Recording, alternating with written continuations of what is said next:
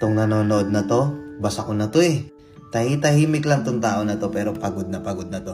Huwag nyo naman sanang sabihan ng kung ano-ano tong taong to. Oo, tahimik lang yan. Oo, maloko lang tong taong to. Palatawa. May pangarap din yan. Pero tahimik lang siya. Akala nung mga tao sa paligid na itong taong to, wala siyang mararating sa buhay. Pero sikreto mo sa sarili mo, 'di ba? May pangarap ka sa buhay. May gusto kang marating. May gusto kang gawin. May gusto kang mangyari sa buhay mo. Pero tahimik ka na lang.